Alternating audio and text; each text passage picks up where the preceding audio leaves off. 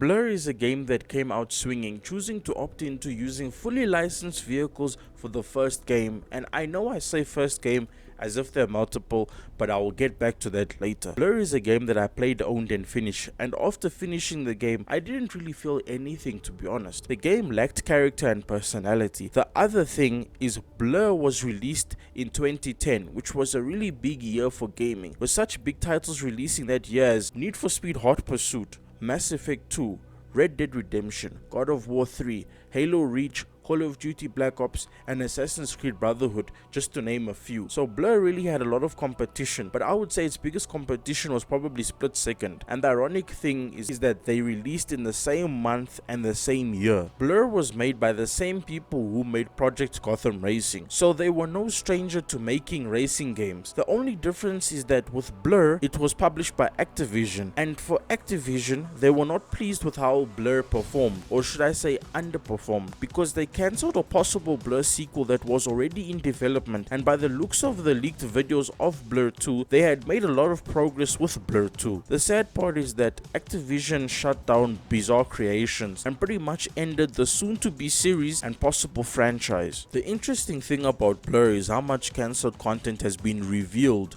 to have been in the works or straight up cancelled. I did some research, and after this research I discovered that Blur had fully made and voiced cutscenes that were cut from the game, and as well as footage of early stage Blur 2 gameplay. I watched all the cancelled and cut content I could find on the Blur cutscenes and Blur 2 gameplay, and let me just say that Blur could have been so much more if the game had the cutscenes that it was supposed to have. They took away a lot of personality from the game. Blur took place in real world locations with real cars, and the sad part is that I barely remember anything about the story of the game because they removed an experience I could have remembered. I tried to tell people that when it comes to video games, the story is the reason you play the game. A good to great story is how you remember the game. You can't expect the cars to do all the work. Blur 2 would have been a nice game to see come out. I don't know why people don't like versatile car games, because Split Second shared the same fate as Blur. Their sequels both got cancelled, and both respective studios got shut down after their games were deemed to be failures. Even though the games were received well by fans, they never got to redeem themselves with proper sequels. I watched the Blur 2 early stage gameplay, and I must admit that I was amazed how different the game looked compared to Blur. Blur 2 was being made in a different engine, and I must admit it looked pretty good. Blur 2 looked like it was going to change things and the way Blur could be played, because by the looks of it you could even wall ride in Blur 2, and the track layouts looked to be more elaborate and detailed. Would have loved to see Blur 2 when it was finished, but with that, this is the Chilly Man signing off. I thank everyone for watching.